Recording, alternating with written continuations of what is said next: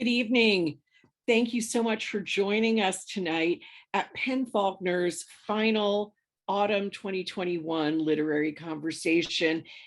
We are talking tonight about Indigenous, and my name is Beth Ann Patrick. I'm the first VP and Programs Committee Chair for the Penn Faulkner Board, and I'm so excited to have you all here with us tonight. We've got a stellar panel coming up, but let me tell you just a couple of things about Penn Faulkner first. For those of you who are joining us for the first time, you should know that Penn Faulkner is a nonprofit literary organization based in DC, and our mission is to celebrate literature and foster connections between readers and writers to enrich and inspire individuals and communities alike. We fulfill our mission by administering two national literary awards, the Penn Faulkner Award for Fiction and the Penn Malamud Award for Excellence in the Short Story, as well as throughout our education programs, which bring free books and author visits to DC public and public charter schools. Our Literary Conversations, which starts a new season in 2022, is on a virtual platform right now. You may have noticed that. A couple of notes about the webinar today.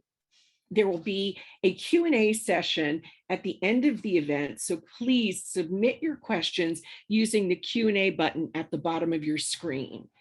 You can also upvote your favorite questions, and we'll do our best to get to them in the time we have.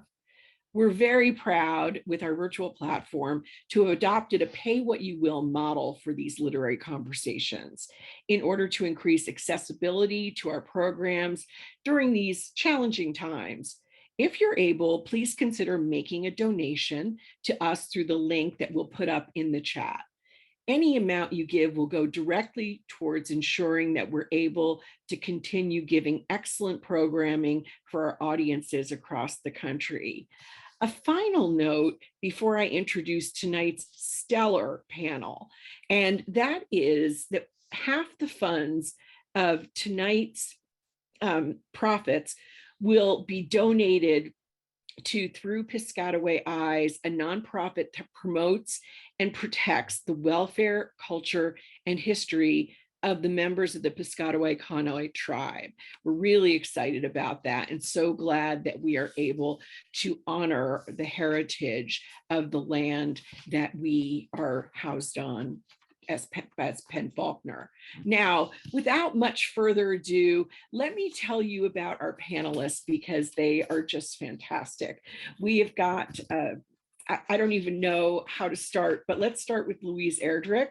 I know you all know her name. She's the author of 16 novels, the latest of which is The Sentence, volumes of poetry, children's books, and a memoir of early motherhood. Her fiction has won the National Book Award, the National Book Critics Circle Award twice, the Ansfield Wolf Book Award, and it's been a finalist. Her work has been a finalist for the Pulitzer Prize. She has received the Library of Congress Prize in American Fiction, the prestigious Penn Saul Bellow Award for Achievement in American Fiction, and the Dayton Literary Peace Prize. She lives in Minnesota with her daughters and is the owner of Birch Bark Books, a small independent bookstore. Kali Fajardo-Anstine is from Denver, Colorado. The author of Sabrina and Corinne, a finalist for the National Book Award, the Penn Bingham Prize, the Story Prize, and winner of an American Book Award. She is the 2021 recipient of the Addison M. Metcalf Award from the American Academy of Arts and Letters. Her work has been honored with the Denver Mayor's Award for Global Impact in the Arts and Mountains and Plains Independent Booksellers Association Reading the West Award. She has written for publications such as the New York Times, the Oprah Magazine, and many others, receiving fellowships from McDowell, Yaddo, Hedgebrook, and Tin House. She earned her MFA from the University of Wyoming and has lived across the country from Durango, Colorado to Key West, Florida. Tommy Orange is the New York Times bestselling author of There from Alfred A. Knopf, winner of the 2018 Center for Fiction First Novel Prize. There was long listed for the National Book Award for Fiction 2018, the Aspen Awards Literary Prize, and the Carnegie Medal for Excellence in Fiction 2019. It was deemed a top 5 fiction book of the year by the New York Times and won the John Leonard Award for Best First Book from the National Book Critics Circle and a Penn Hemingway Award for Debut Novel. It was also a finalist for the Pulitzer Prize. Orange's next novel, Wandering Stars, will be published by Knopf in 2022. Our moderator tonight is Margaret Verble, an enrolled citizen of the Cherokee Nation of Oklahoma. Her first novel, Maud's Line, was a finalist for the Pulitzer Prize. Her second, Cherokee America, has recently been listed by the New York Times as one of the 100 notable books for 2019. She lives in Lexington, Kentucky. And with that, I want to say again, welcome to our panelists and our moderator, Margaret. Please take it away. You can donate to Penn Faulkner by clicking the link that you'll find in the chat. Thank you so much. Okay, I'm going to come on and welcome everybody to my basement. It's not I don't entertain in here every night, but I am tonight, and I'm glad to have all of you all, and I'm glad for our audience tonight. And I've been looking forward to this for some time, and I hope that all of you have been looking forward to it too, and I hope we'll have a good time. Feel free at any time, and I'm saying this to my other panelists here, but feel free to, just jump in. We don't have to stand on any formalities here tonight. I've been asked by the Penn Faulkner Foundation to moderate this and to focus on things that are sort of social issues for Indigenous people. And I want to start out with one that my 3 fellow authors all have written about, and that is Native identity. And it's Louise, I just read her new book, and there's a sentence in there that she has, and the title of that book is The Sentence, and there's a sentence in the sentence that a character says that sort of sums up where our jumping off spot here, and that is, the thing is, most of us Indigenous people do have to consciously pull together our identities. And that set me to thinking. And, I think that is an issue.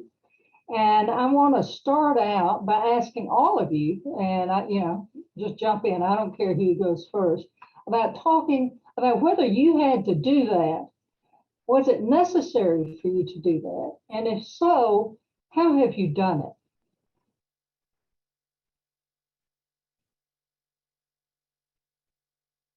All right, I'll start if since you quoted the book. Everyone's born with an Indigenous identity who's Indigenous. I mean, it's and so that's not quite what I was talking about, as you know. I was talking about the power of the dominant culture, and how the dominant culture will work so hard to acculturate everyone who comes into it. And especially, it has been an especially traumatic and difficult issue for Indigenous people. Not only because from the very beginning, the stated goal was extermination,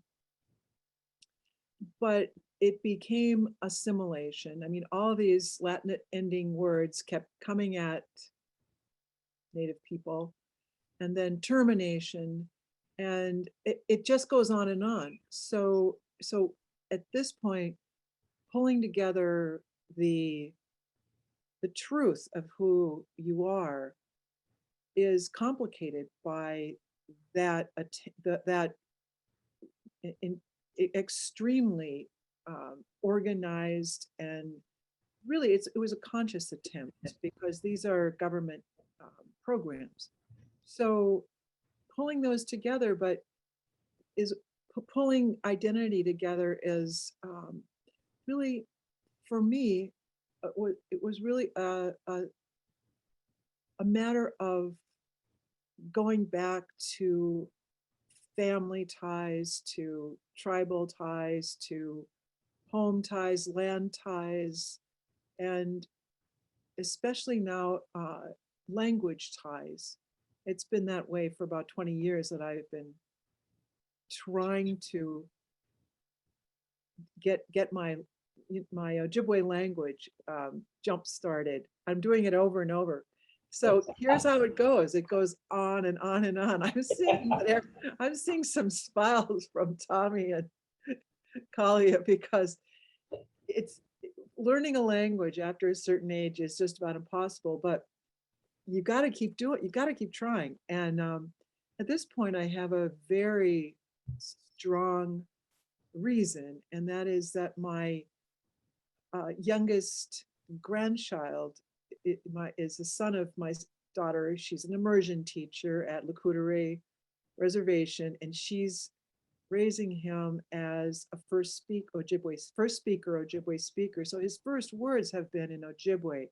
I'm just like, I gotta jumpstart this one again, and I'm gonna stick with it because I need to talk to that little boy. Yeah. So to jump in about language and jump starting language. So, and on with what we're talking about, when I first started doing events and public speaking and this sort of thing, I asked my dad, I said, well, how do I introduce myself, Dad? And he goes, you say, my name is Tommy Orange, and he starts going on like it's, he's sort of joking. My dad is a fluent speaker in Cheyenne. It was his first language, and he didn't start speaking English until he got into school. And but he has a kind of allergy, I've learned over the years, to putting on airs or like learning the culture or their language for reasons that don't feel like true to him or something. So when he was joking when I first asked him, but he really he didn't raise us with the language. It was more of a time of assimilation, and that was seen as a strength, or or he was busy. He was an engineer at the Lawrence Berkeley Labs, and I think going out and becoming like a public figure was one phase of the pulling together of like the double consciousness of presenting as a Native person and all the questions that come along with that is one phase of the pulling together, and then there's many phases. I think when I first set out to write fiction, and I stopped writing kind of stream of consciousness, sort of philosophical nonsense that was unreadable, and started trying to pull my life into it. With that came all of these strands of my identity, which included having a white mother and a Native father and growing up in Oakland, and all these different things, and the way fiction interfaced with my life automatically was a pulling together of my identity just to make fiction that resembled my life. And so there's all these different phases of doing that, but I think the ones that are most painful are the ones that have to do with knowing the way the world sees you and wants you to present as a Native person, and the sort of touchstone things annoying things that they want you to say. Like, when they know I have a son, they're like, well, how are you raising him to be a Native American, was like a question I got early on in the tour. And it's they want the answer that like, am I teaching him flute or drums? And like that, these sort of authenticators of how I'm passing on the monoculture of Native America. So there is a pulling together, but there's the reasons for doing it are are layered, and there's like very personal ones, and there's language that we are constantly trying to reconnect with and jumpstart. And then there's these other ones that have to do with, unfortunately, interfacing with a community that largely is ignorant about how nuanced our many different nations are. Mhm.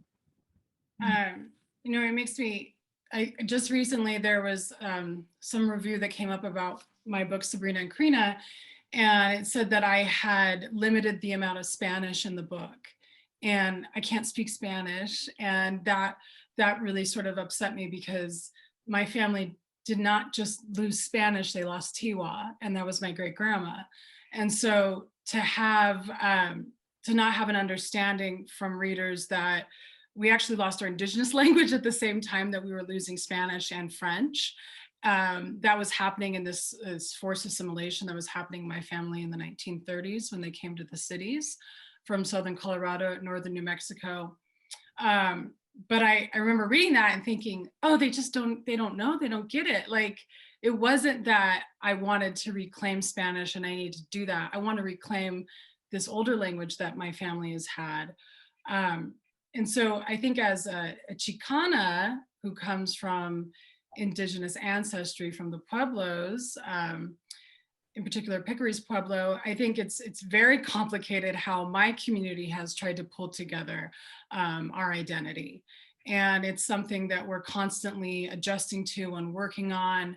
And it's being replaced with new narratives that are introduced through popular culture or through literature.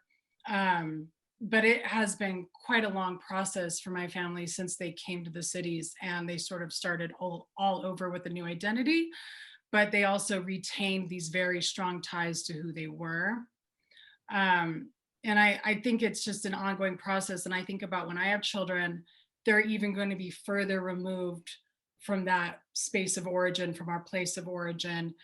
And how can that be reclaimed, if ever? But I do think about, like, oh, maybe I should be taking Spanish classes, but I'm like, no, there's other classes I want to be taking, other language classes before that. And one of the reasons it makes me so sad is because I grew up in this family in Denver with all these elders, this huge family, and I don't know the structure of their thoughts. I don't know how they saw or thought of images or the ways that they articulated them and what rhythms.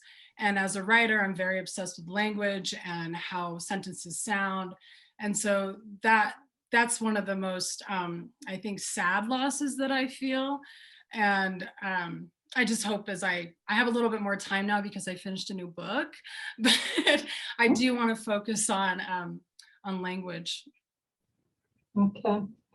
Yeah, I was reading in the Cherokee Phoenix, I guess yesterday, that we only have 2,000 proficient Cherokee speakers, and the tribe is putting in just millions and millions of dollars in order to regain our language, and it's absolutely crucial. I think I don't think they can spend too much money on it. It's got to be done. But as I was listening to y'all talk, one of the things that I wondered, I was raised in the family with the tribal attorney, and when I was growing up, he's tribal attorney for 40 years, and perhaps in your family, you two made fun of each other. We all made fun of everybody in our family. It was just, there was nothing off limits in order of making fun. And we all called Earl behind his back a professional Indian, because he was just always doing, he was just out there doing Indian stuff all the time. And none of the rest of us were. We were just sort of, like trying to, just like live. But Earl, I mean, he was dedicated, and Cherokee Nation owes a lot to his dedication. But I grew up with sort of this term professional Indian, and then now, as I'm living my life, I'm sort of thinking, God, I sort of feel like a professional Indian too. And that's not really a comfortable feeling for me. Do y'all feel that way? How does that make you feel? Should I don't want to start again. Oh, go ahead. It doesn't make any difference. Well, Well, Luis, if anybody's a pro, it's you, so you should go first. see, I think from what I heard us saying is none of us are professional at being a Native person. It's not something that you can go out and do in front of other people, really. What it is something that you have taken in from some of it's from childhood that you've taken in, like Kali was saying, and some of it's what you've learned from your father. Maybe he is not as into being, maybe he's worried about appearing to be, taking on identity for other people. And I try really hard not to take on the identity for other people. I didn't start out thinking that this would be, it was way back when, but I didn't start out thinking, oh, I'm a Native writer. I just wrote about what and who and how my life has been, and I've continued to do that. I don't always write about being Native because I'm a mixed person. So being a professional for me is the writing. It's all about the writing. Okay, but being Indigenous or Native is all about family and connection and community. It's all about being with people. And so that's one thing about, I said jumpstart the language, but as we all know, every language is so different and it's so hard to learn. That's why I'm still trying to get past all the verb forms. Yeah. Who else wants to jump in? It makes me, I just had an event recently when I finished and I got off stage. Somebody came up and told me I'm such a good role model for them. And I didn't know what she was talking about. I didn't know who I was a role model for, which particular group, or I was like, wait, it could be any one of my mixed groups that I could be a role model for. But I think that's where it does, sometimes there is perception like this person, because they're a really good writer and they're really good at prose and they know how to structure a novel, they're also going to be very good about professionally talking about identity. And one of the reasons I became a writer is not only because I come from a long line of storytellers and my mother's a storyteller and all the elders were, it's because I was angry and upset that no one could understand what I was. And I also had a hard time articulating exactly what I felt I was, but I knew I was an Indigenous person, a place person from the American Southwest, from Colorado, from northern New Mexico. And I never saw myself or people like me exactly reflected in literature. And we've heard this a lot, but it made me feel so lonely and isolated. So the fact that I write about what I write about is in direct response to that. And I would hate for that to become professionalized in a way that now I have to be the spokesperson for this. I really just wanted to write naturalistic prose about the people that I come from, about my community, about my family. And that's what I'm continuing to do.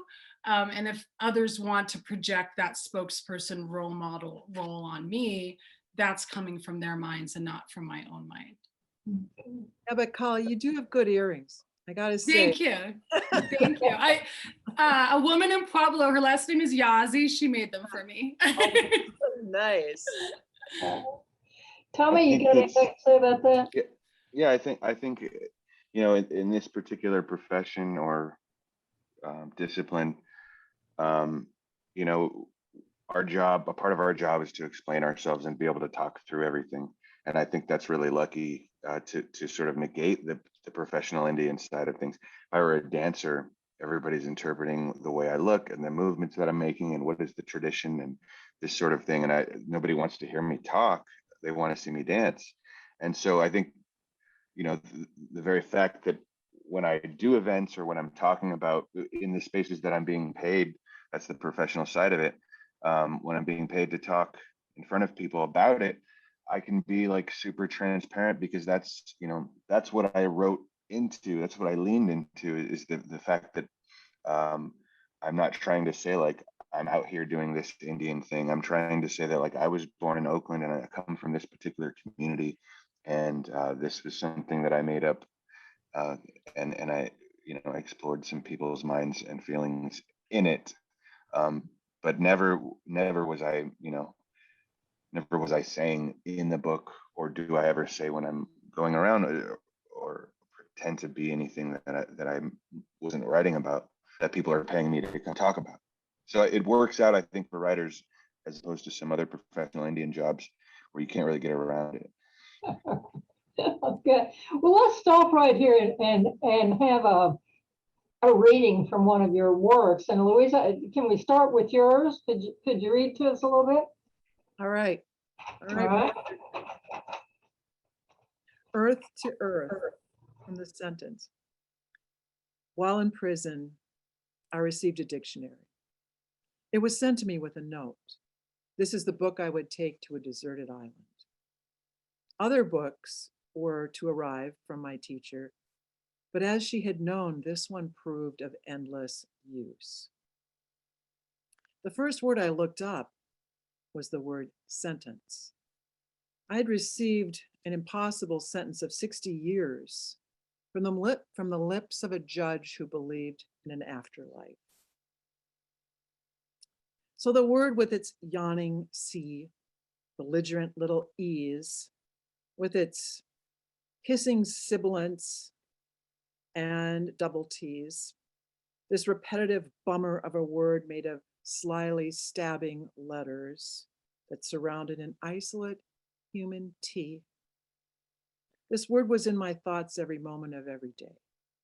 Without a doubt, had the dictionary not arrived, this light word that lay so heavily upon me would have crushed me, or what was left of me, after the strangeness of what I'd done.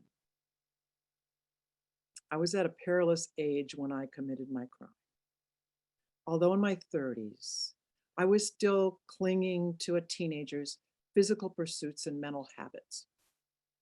It was 2005, but 1999 was how I partied, drinking and drugging like I was 17, although my liver kept trying to tell me I was over an outraged decade older.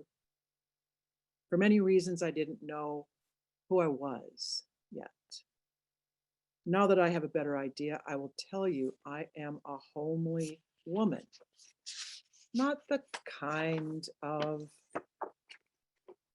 ugly that guys write or make movies about, where suddenly I have a blast of blinding instructional beauty.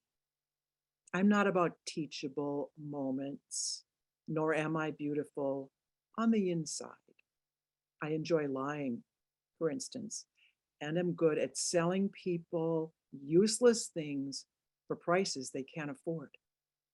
Of course, now that I'm rehabilitated, I only sell words, collections of words between cardboard covers.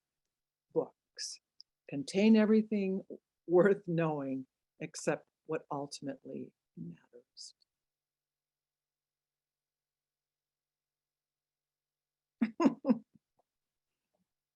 That's Tookie. Yes, and she's a delightful character. Well, I don't know if delightful is the word for her, but she's entertaining as she can be. That I can say that for sure. Yeah. I'm going to change the subject here a little bit. I want to talk about ghost next. Cully, in your short stories, you have a story called Ghost Stories. And Louise, you've just written a ghost story in some respects, and The Sentence. And my new novel, Out When Two Feathers Fell from the Sky, is a ghost story. And it has a major character who's a ghost. And You know, I've gotten to thinking about this, and I wonder if, you know, are these little ghosts that are swimming around in our works, are these just, this a fad? Or do y'all think indigenous folk are more haunted than other people, or more open to the spirit world? I think we're haunted by a giant eraser, giant pink eraser. It's erased so much of our background. That's it. I think we're haunted by any number of things. Each family has a different set of ghosts. Yeah, I'm planning a new book now, and I was like, I gotta throw a ghost in this one because I had a ghost in the short story collection, and then I think maybe the novel has some ghosts, but yeah, I mean, I think I have vividly felt connected to ancestors who lived long ago that I did not know in my lifetime, or my godfather, he died of AIDS when I was 1 year old, and I felt like I knew him. And I don't necessarily think that was a haunting, more of like a comfort. And I was glad to have his protection and just to feel his energy in that way. But yeah, my family, they have stories of seeing ghosts, but they also have stories of the violent atrocities that have happened to us that they passed down. And I don't know if that was to haunt us or to try to protect us. And it's made its way into my work because it's a huge part of who I am and my family. So in your family, they talked about that? Because in my family, nobody was talking about that. Yeah, nobody was talking about it. But did they talk about it in y'all's families? Yeah. What about you, Tommy? I was gonna say something else about ghosts. I don't, I was raised pretty religious, um, and ghosts were not, they didn't really fit with that. Um, and I think we think as Native people, I think we think more about the dead because we understand loss. A lot of us experience more death than other people, but we also understand a legacy of loss, and we inherit a legacy of loss as a people. And a lot of that has to do with the gone.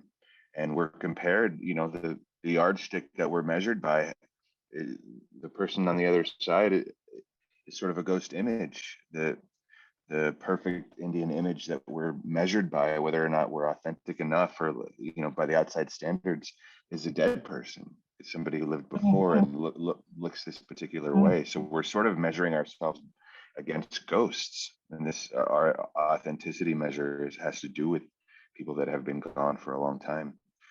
So I think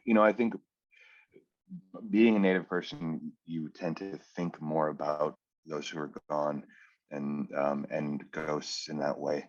But I didn't necessarily. I don't have any strong feelings against ghosts or for ghosts. I like ghost stories, but I didn't have any experiences growing up.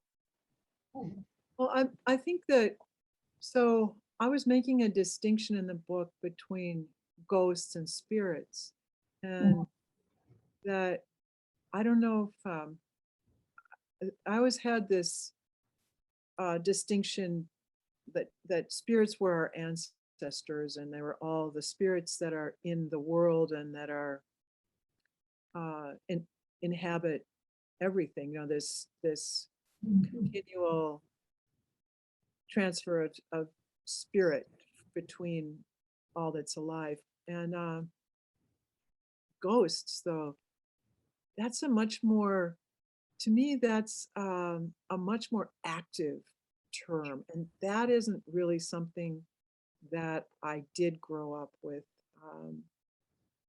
But I grew up with ghost stories like anyone else, but they weren't so I think we're kind of talking about two different things, that our ancestors are, I think there's too much as Tommy was saying, like we have a lot of respect and we sort of stand back from our spirits. But ghosts, like they're a much more kind of, to me, don't have a lot to do with culture. And in this particular book, Tookie is haunted by a ghost who is not native. You know, she's not. And I think that's what I was trying to get at, is that we're haunted by the history of colonization and everything else that happened, that indigenous people are haunted more in a Well, you know, I feel every day of my life, I feel an obligation to my ancestors to speak for them what they could not say. Mm-hmm. I am almost driven by this. It is a presence with me at all times. And I think a lot of people live for their future generations. I live in a large regard to give voice to the absolute silence that my elders were, that the silence they lived in, the things they could not say, the things they did not want us to know because they were ashamed. And, you know, it breaks my heart. It just breaks my heart. So I am haunted in that way, but you're right, Louise, that's not the same thing as a ghost. But we did, three of us at least had ghosts appearing in our work. So I thought, well, you know, let's just delve into this. Let's delve into these ghosts and see, maybe that's just sort of a passing fad. I don't know. But it's not the same thing as the kinds of things that we're talking about. Anybody else want to say anything on that subject?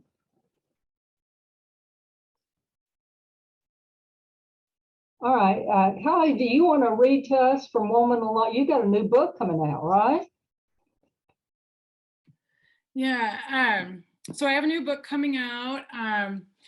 It took 10 years, so I hope I learn how to write novels quicker. But this novel is based on my great-grandma Esther and my Auntie Lucy, who was her sister, and they're the ones who came to the city first and just started our line in the city.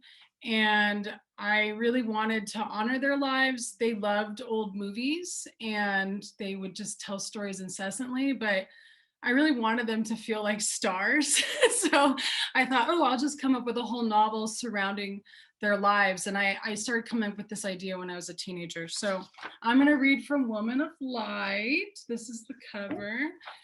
And I'll just read the first couple of pages. So this is the first chapter. It's in Denver in 1933, but there's a prologue before that that starts on a Pueblo in 1868.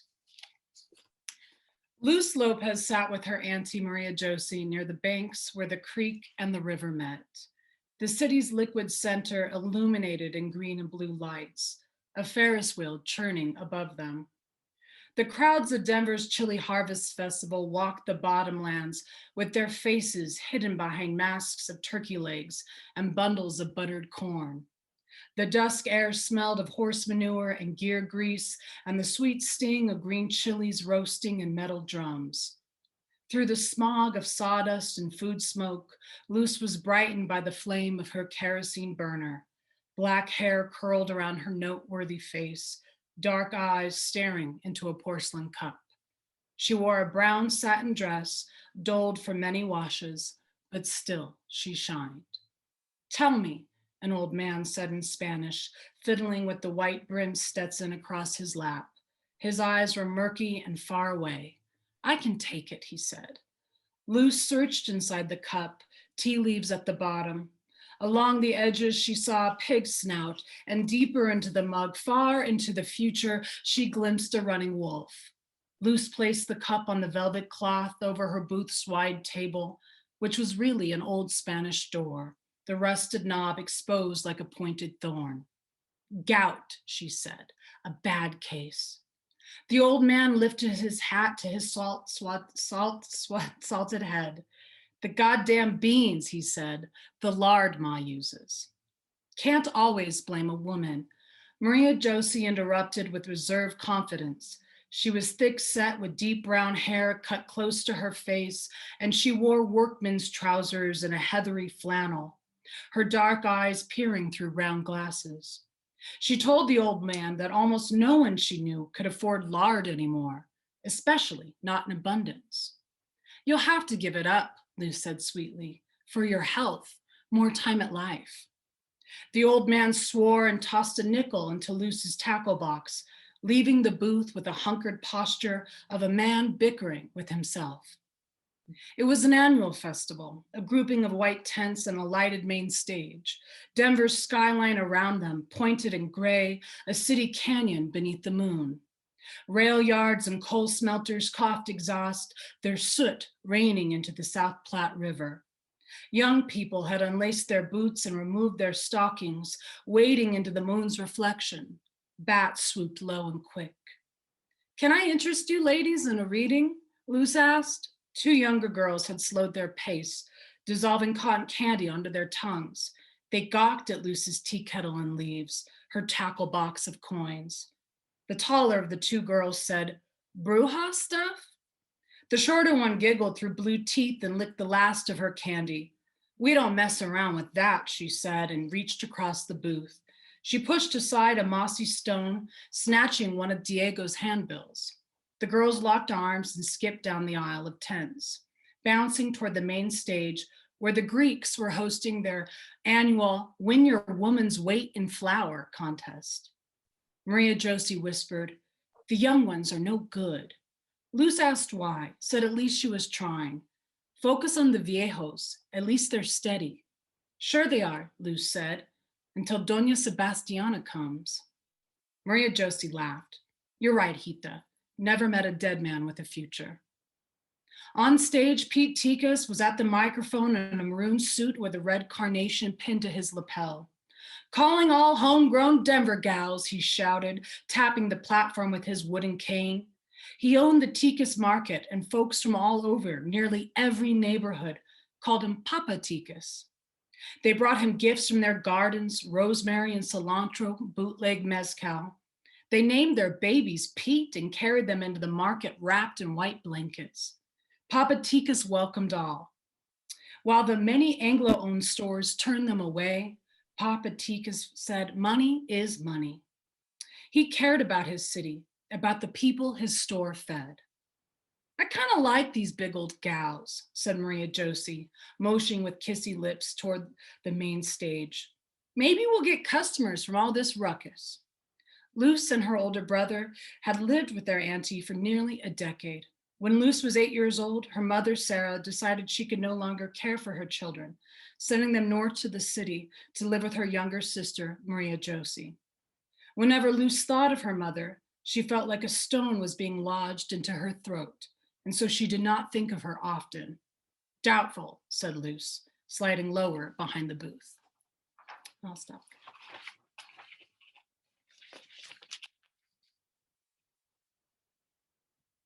And thank you very much. And when is that coming out? June 7th. June 7th. Okay.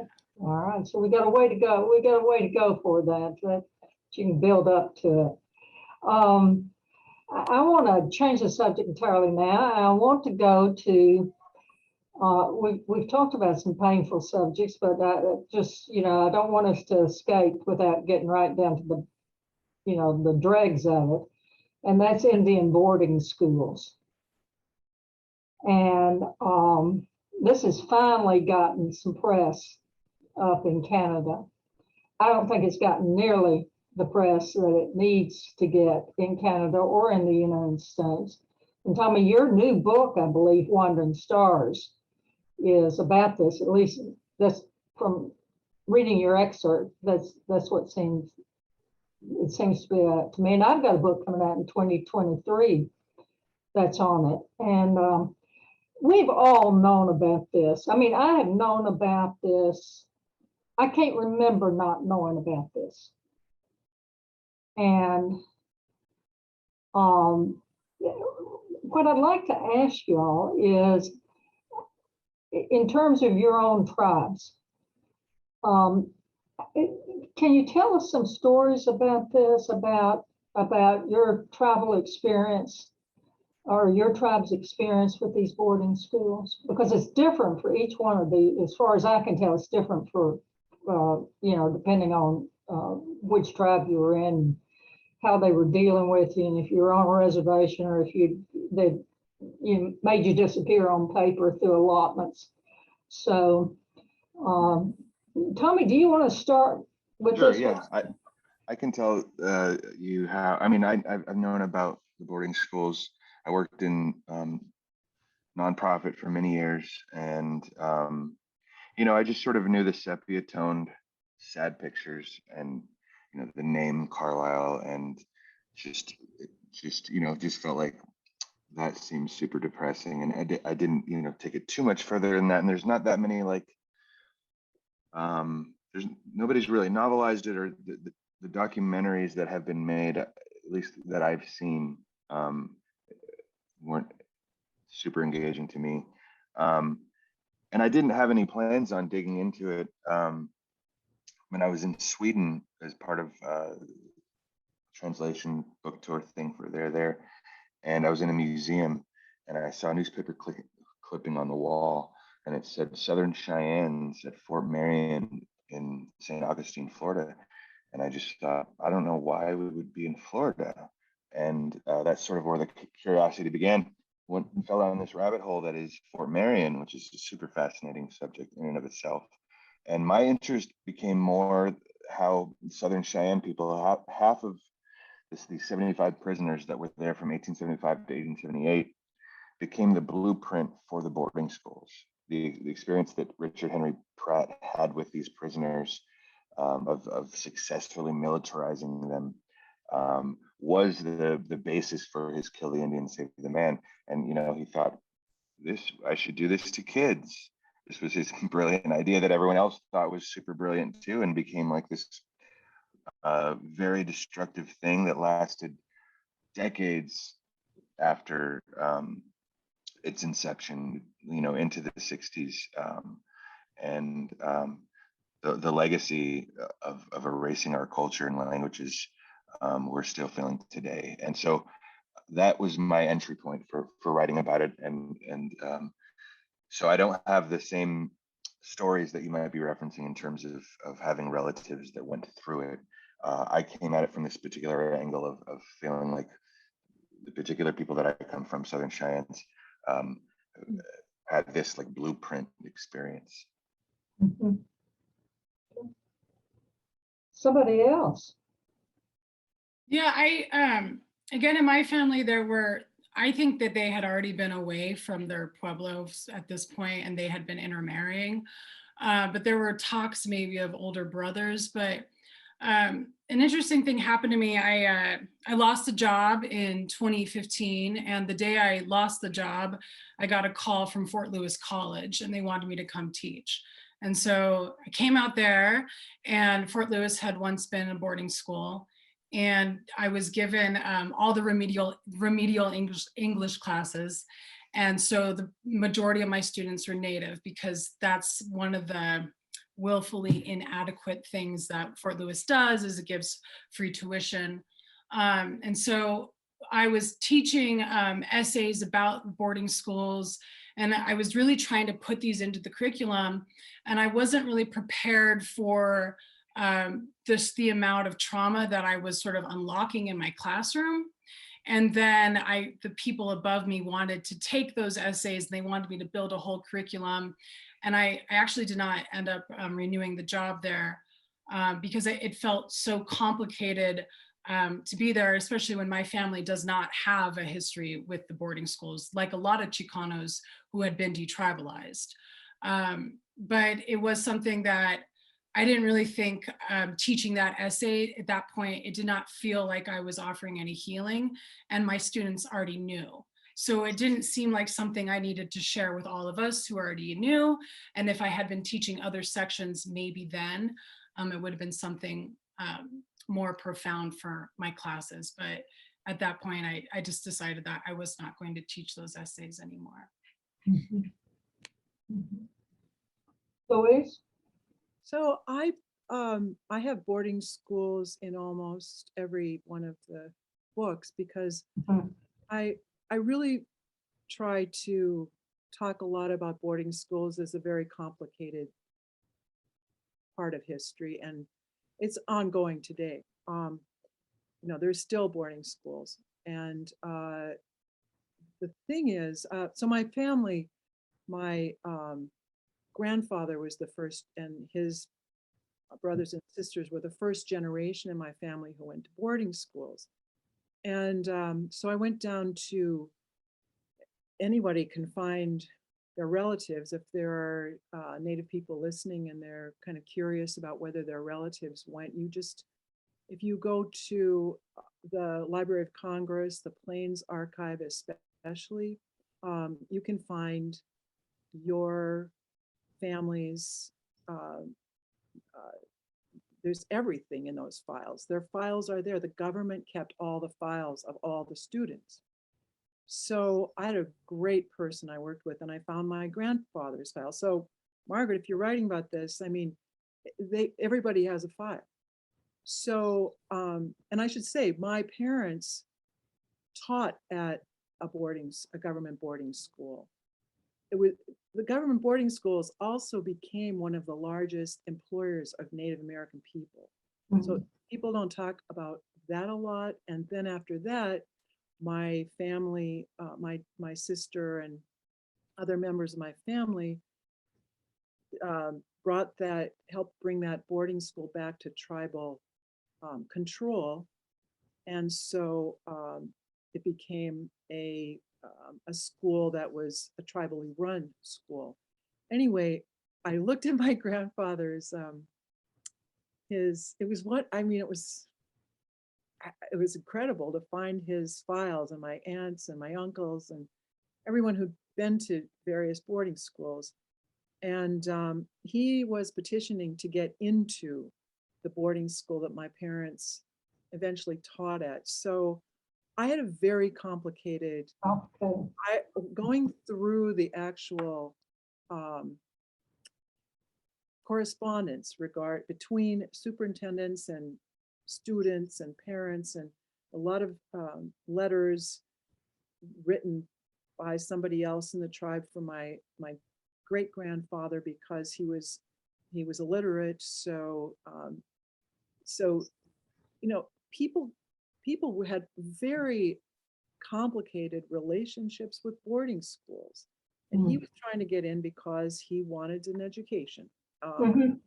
And I also found a lot of letters from non-native people trying to get their kids into these boarding schools because kids got fed. This was the Depression, and kids got fed during that time.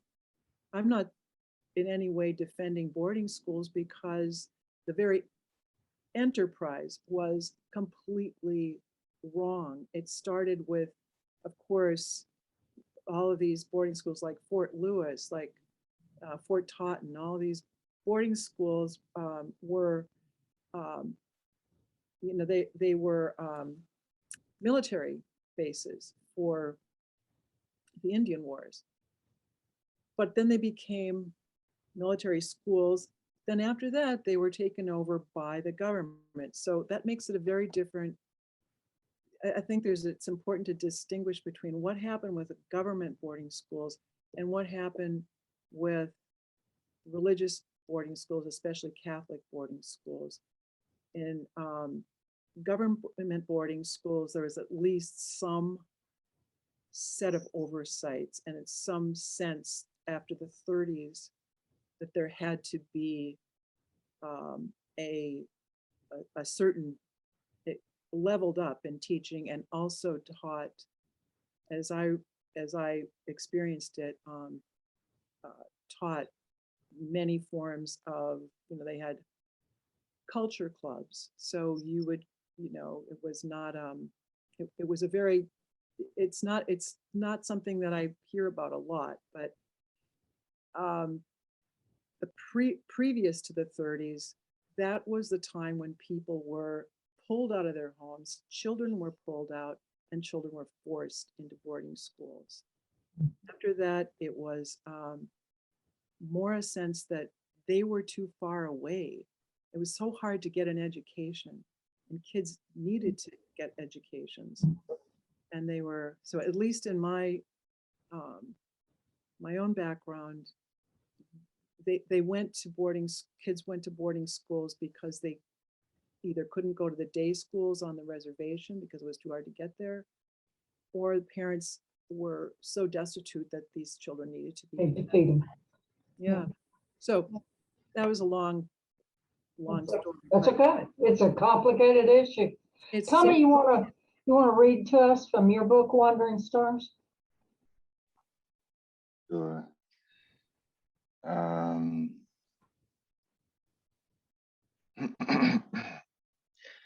So, all right, I'm just going to read it. I'm not going to say anything.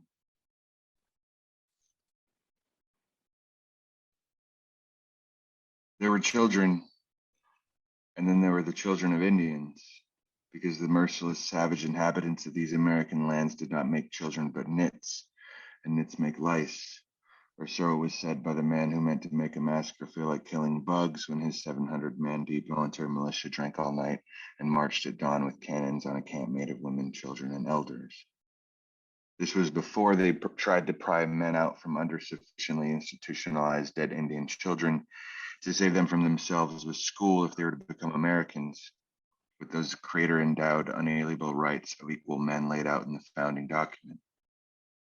Indian children were sent to schools, and they were taken from their homes, and their parents were jailed for keeping their children from the schools where it was taught that everything about being Indian was wrong. For decades, it went like this, was policy and law. Just as all Indian medicines and ceremonies, rites, and rituals were outlawed. The plan was for Indians to become not Indians, to go the way of Washington, to become Americans. The Carlisle Indian Industrial School first opened its doors in 1879, but Indian eligibility for American citizenship wasn't even allowed until 1924, long after Carlisle had closed its doors. All the Indians who were ever Indians never stopped being Indians and went on to have not nits but Indian children, whose Indian children went on to have Indian children, whose Indian children went on or became American Indians, whose American Indian children became Native Americans, whose Native American children would call themselves Indigenous or natives or names of their sovereign nations or NDNs on the internet, and all too often be told they weren't the right kind of Native American Indians to be considered real ones by too many Americans taught in schools their whole lives that the only real kinds of Indians were those long gone Thanksgiving Indians who loved the Pilgrims as if to death. I'll stop there. All right, thank you. I have received a message from on high about us taking some questions. I know we want to do that. So let me see if I can find those questions, okay? They are, did that cover the, all right. Let's see, here's the first question for you. What moved? Okay.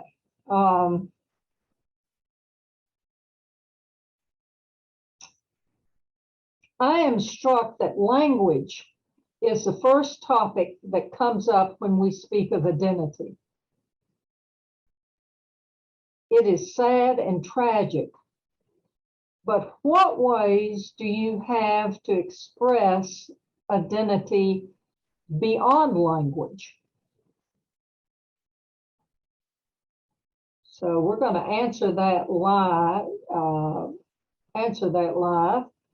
What ways do we have to express identity beyond language. Of course, all of us are writers, so that's our first choice.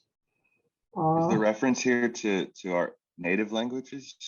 Yes, I believe that is true. To our discussion earlier about the importance of native languages. And I think what this question is getting at, which of course, you know, I can't read their mind, but it is beyond language.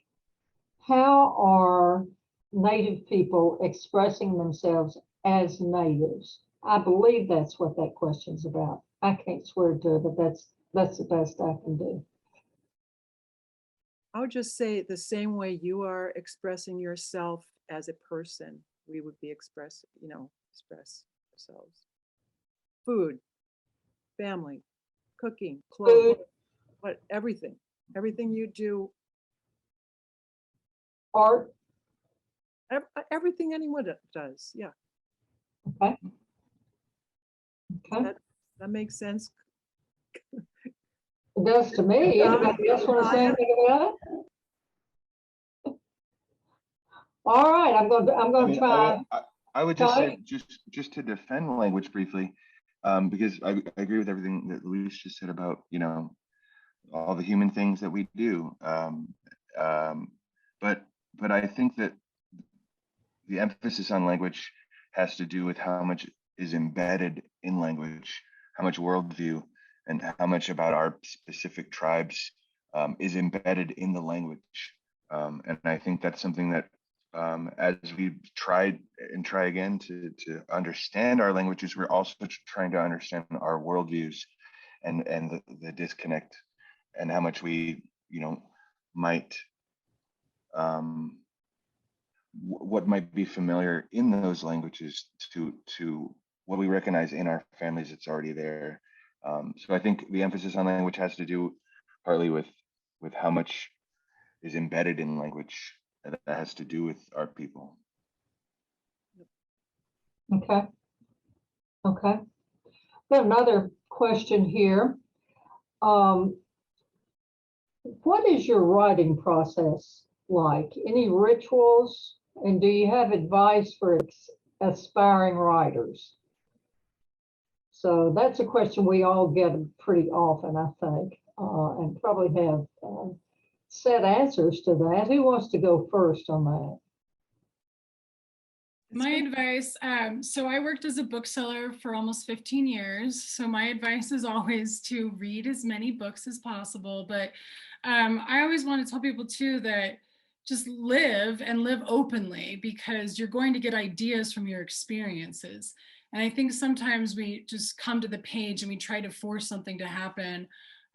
But with this last book, with Women of Light, I researched so much, and some of that research was just going around and living my life and talking to my elders and talking to my neighbors and just having fun with my existence. So that is my advice to aspiring writers for developing your process, is just try to engage with your own world in a way that is inspiring to you.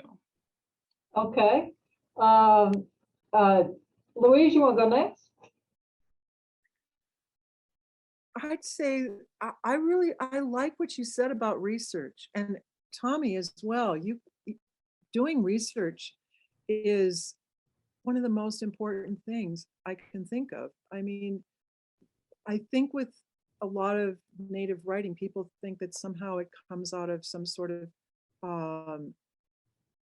connection that is beyond words and nobody can really describe, and it's just all emotional and ethereal and something like that. But no, I mean, you are working hard to find more about your background, our background, social issues. And so I would just concur that those are really good ideas. I would just add, that sometimes with writing specifically, there is the sense that you're either inspired, you have some great story to tell, or you have writer's block, and it's sort of like it's mystified in ways that other disciplines do not. Like, you know, somebody does not become really good at basketball because they're inspired, or they have like raw talent. I think the practice element of, you know, a painter or a piano player, like a concert pianist, does not have concert pianist block. They have a discipline, and they go at their discipline. And part of that is research, and part of that is finding multiple ways to be working when you don't feel like you can work. And research is useful for that. And you know, reading is, I think, is part of the craft also. But I think just approaching writing as a discipline, and not as sometimes it's mystified in ways that I don't think is useful. Yeah, I would agree. I get up every morning. First thing I do after breakfast is I sit down, I read research, and then I write. I don't talk about writing. I don't think about writing. I don't hope I can write. I sit down and write every morning, every day. It is absolutely a discipline. You know, I don't think you can do it any other way. I've got another question here about writing. And since we're talking about writing, this one has popped up. What are the easiest parts of writing about your ancestry? And what are the hardest parts? And I don't know, you're writing about your ancestry directly, Louise. And Tommy, I don't know that you have written about your ancestry yet. Maybe you have, I don't know. And so who can answer this? Are all of you writing about your ancestry? Well, I know, Kali, you were writing about, I think everybody is in some way, right? Well, I am, but Yeah. I'm asking questions here. So one of relaying them. I'm not asking them. I'm just feeling like I talk too much, so I'm just going to throw it out there. You guys take it. Okay, well, since I just wrote this epic book, and it's based on my ancestors. I guess one of the hardest parts, it's like, maybe it's not hard, it was just kind of funny. Like, they have sex in the book, you know, and like to think about,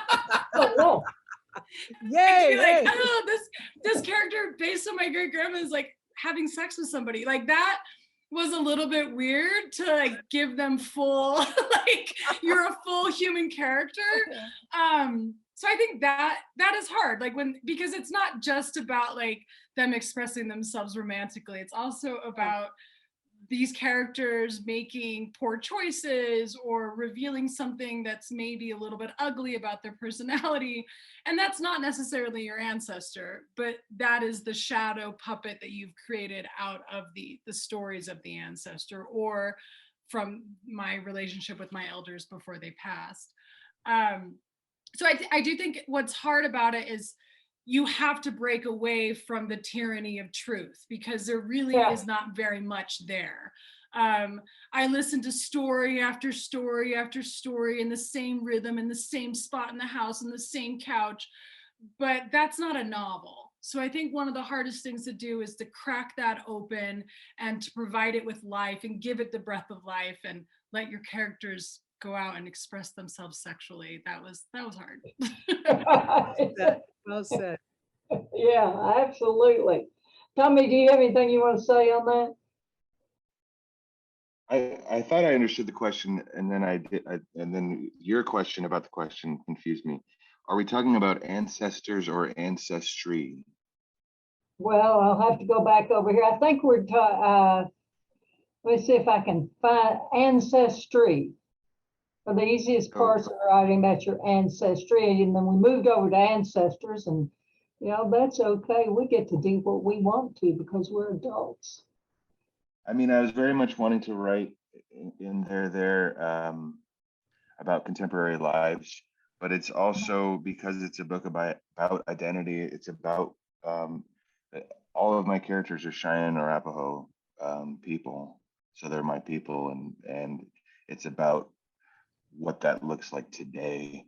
But it's rooted. It's very much rooted in the people they come from. So I don't think that I'm ever not really writing from that place. And that's who my characters are. In the next book, there's definitely more historical stuff that has to do with, I think, being closer to some of the trauma that is definitely painful and hard. But I think sometimes writing, giving voice to stuff that feels like it hasn't been spoken, or I haven't heard it, or I haven't read it, can be helpful and can feel transformative, and that helps. And it's not, some of the stuff that might seem harder, if you can feel it moving or transforming, then it becomes less heavy. Mhm. We're about to run out of time. And I have two questions in front of me, one of which will make us all crazy and we'd have to talk about it for 30 minutes, which is about blood quantum. And the other one is what's given us joy during the pandemic. And I think that is what we ought to end on in terms of our responses here. What have you done during the pandemic that has sustained you and has given you pleasure?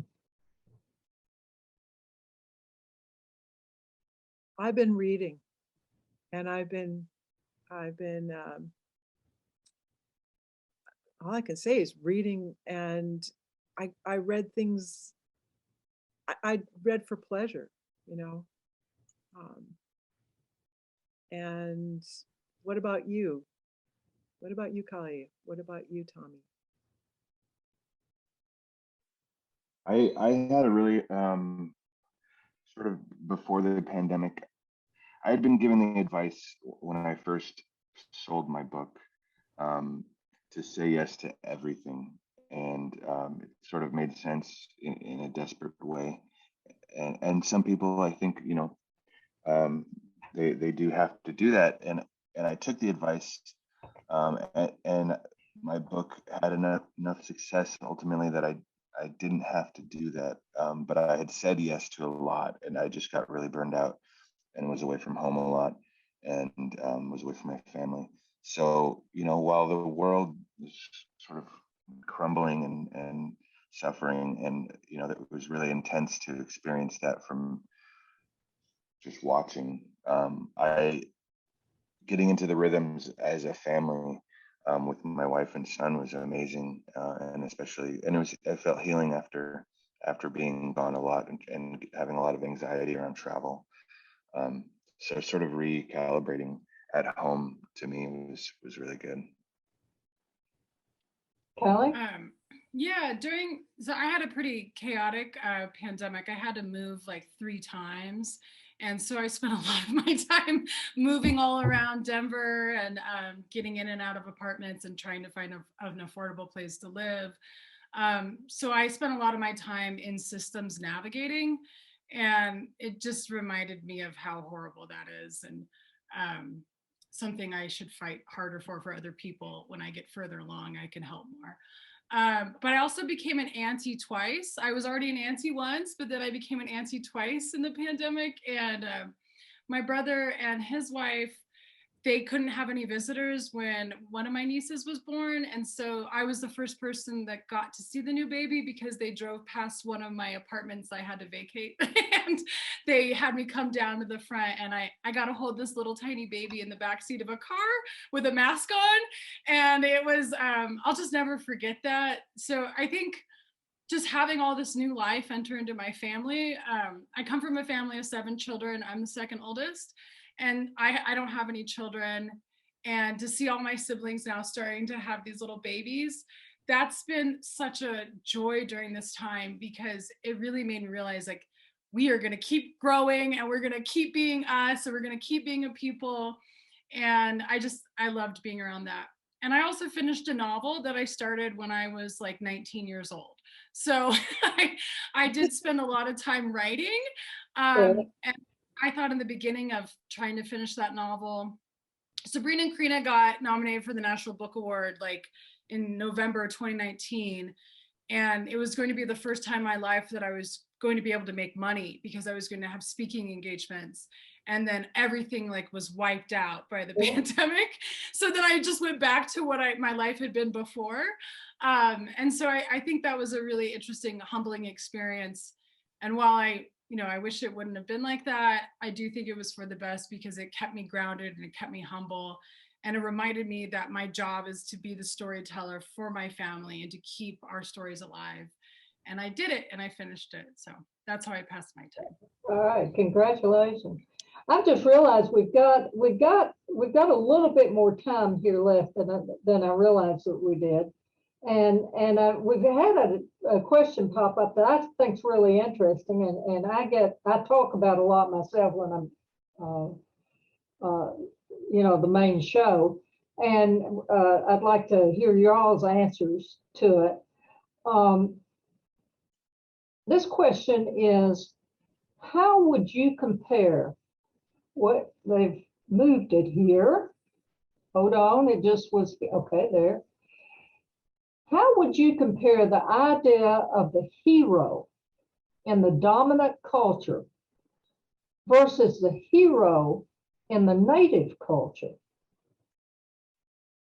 Is hero something relevant in Indigenous culture? And for example, is the Cheyenne chief, this keeps moving around here. I can't, well, I've lost it. The screen is moving. I can't do that. But let's talk about this hero in Western, the idea of hero in Western culture is problematic, I think. Well, I do too. I think that if anyone would talk about a hero, we're not talking about a blanket idea of native culture because it's all sovereign tribal nations that we're talking about. But one thing in common is that if there was a hero, that would be the humblest person in the community. If that person was what would be a hero, would be the person who was the most generous and who gave away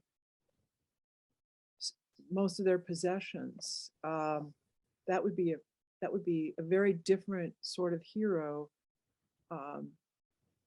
So maybe we can talk more about that. And I did say Cheyenne, so Tommy, you might have to take this one. Yeah, I mean, I think there, it's sort of like a pan-Indigenous loaded question, and I think there are ways to speak to it. There's a communal versus individualistic, Western versus, native thought. And I think, like you're saying, Louise, the attributes of a hero in the Western, the way the Western mythology construes the hero, and the way we still continue to think of the hero is, like even in Marvel movies, it's like something bad happens and then this really cool guy comes along and then saves things, and things return to the status quo. And the guy's really loud and probably good looking and buff and whatever. And I think that's a far cry from native values and the way that we think of things. And I think there's a lot of transformation in native story, and the idea of just returning to the way things were is not very inspiring. And I don't know that it's the same in native stories. I think transformation is something that's a little more prevalent. So I think there's a lot of differences in the way we think of heroes. And I think that's all I have to say for now about heroes. Kelly, do you have something to say about it? No, all right. Well, you're muted, so it's a good thing you didn't try to say anything. But maybe it's better to say that the hero is, the man or woman who thinks of everybody else, who is really considerate and who is, looking ahead and really putting other people first. I think that's part of it. Well, I know that in some of your books, Louise and Tommy, at least in the paperback version of There, and in my book, Cherokee America, we have a list of characters in the fronts of our books. And the reason that there's a list of characters in front of my book is because there are a lot of characters, and I'm talking about a whole community of people who are intertwined, rather than about one person who rises up above everybody else, and everybody else is down here and this person is saving them. Yeah. And I think that notion of we're all intertwined and giving to each other and not enmeshed in a bad way, but tied to each other, really in real ties, is something that is pretty common. I mean, that just feels normal to me, but it's completely different than the Western concept of the hero and the leader. And I see that as a major difference between Indigenous writing and dominant culture writing. Yeah. And y'all are nodding your heads. Is anybody want to expand on that? Well, I wrote about my grandfather in the last book, and I know he was considered a hero, but I didn't really, I did research on him the way Tommy and Kalia do research. I just looked up everything I could. And what I kept finding was this person who became a hero through, one way was through suffering. I mean, really through suffering. He had a very, very hard life, and he worked really hard. I say he tried to get back into a boarding school, but he also ran away from Haskell in Lawrence, Kansas, and he was 9 years old. I don't know how he got back up to the Turtle Mountains under the Canadian border, and how he managed to do that at 9 years old. So he lived an incredibly demanding life. And so I think that's part of it, that you don't sort of go out there like, I like the way Tommy said it was this buff hero coming out, magically assuming like superpowers somehow, and then coming out and saving the world. But he did save our tribe. He saved the Turtle Mountain nation. He saved that. He saved our people during termination. So, and he was the most modest person I can think of. Yeah, I think I ended up knowing him as a hero.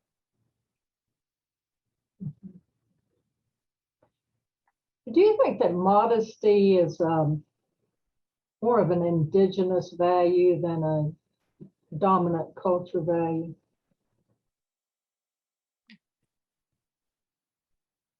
I think it's seen as a strength in ways that then in the dominant culture, confidence is seen as a strength, and I think like loudness as opposed to like waiting to see what other people have to say. Like there's a lot of inverse things that are seen as strength in the dominant culture that in native culture, it's the opposite. And so I think it's interesting the way that we just the differences in basic things like that, and like a lot of our tribes believe deeply in generosity, and that's not something that we are allowed as like a native attribute. Could be because we've been objectified over so many years and frozen in time as like what are we wearing or what do we sound like, and we're not given these human qualities that are deeply important to us, like generosity and like modesty as strengths. Mm-hmm. And harmony, getting along with people. I think that all those, and Kalia probably has something else to add. All these are ways that people that we practice our cultures. I mean, these are ways of practicing culture. And I'm sure that we do different things. We might feed, we might dance, we might do things, but I kind of resisted answering that way. These are really important. Mhm. And I don't think people associate these values with Indigenous people. They should. I was like, that's generosity and being humble is like the primary energy of my family. When I lived in Durango, I lived by myself on the south side of Durango, Colorado. And my neighbor woman, she would sit outside and smoke cigarettes, and she was like an elder. And she called me over one day and she started feeding me. She would give me green chili and beans, and she made handmade tortillas. And I told her, I said, this is just like my family's food. And she said, yeah, I think we're the same culture. And I said, oh, I think so too. But based on the food, but she was the first person I visited when I was there a couple weeks ago. And she's older now, so she was sick and she couldn't make any food. She said she was sorry about that. But I found out that her family was Piccaries too, from generations back. And that just sort of shocked me because I mean, I knew she was a Chicana, but I didn't know she was a Chicana from like the same exact origin space. But we met because she was feeding me and she recognized me and she wanted me into the house. And I call her every time, you know, something happens and I want her to know that I have a new story out or a new book's coming out. And yeah, that's how I knew, like, we're still part of the same people. We've been spread out, but somehow we recognize each other. And it was through the generosity and the humbleness and also feeding me really good food. That's great. Yeah, that's a good story. That's a good story. Well, we are about out of time now. And I want to ask before we wind up, is there anything at all that you know is hanging out there that any of you want to say? And if that's, you know, like plugging your next book, that's good too, you know, because people are here because they're interested in you and want to know what you're doing. So I want to thank everybody who tuned in. This is and all of you. I mean, this has been a really terrific conversation. Thank you. thank you. Thank you. I just want to thank everybody as well. And I thank you, Tommy and Louise. This is like a big honor for me. It's still unreal to me that I get to be a professional author and get to talk to people. So thank you. And thank you to everybody. I think somebody on my Instagram said that they woke up in the middle of the night in France to watch us. So thank you to everybody watching. Okay. All right. Anything else? Tommy, you want to say anything? Just likewise, thank you to fellow panelists. It's a real dream to be on a panel with Louise. So thank you for sharing this panel with us, for continuing to write incredible books. Thank you, Margaret, for leading us through, and for Penn for putting this all together, and of course for everybody for coming. Appreciate it. My book plug is sort of an anti-plug. I don't know when my book's coming out. My editor hasn't seen the latest draft yet, so I don't. It was announced that it's coming out next year. I'm not sure if that's true. So this is an anti-plug. Well, we'll keep our fingers crossed for that. And I want to thank all of you all for being delightful panelists. I want to thank everybody that has joined us for your questions and for your generosity of spending your time with us, because you have other things you could do other than spend it with us, and we appreciate it. And I want to thank the Penn Faulkner Foundation for having all of us and for making this a pleasant experience for us. And I hope that I see you all in person someday and not in my basement. Thank you so much, Margaret. Thank you. Good evening, everyone. I'm leaving. I'm Amanda Liao. I'm Penn Faulkner's Media and Communications Associate.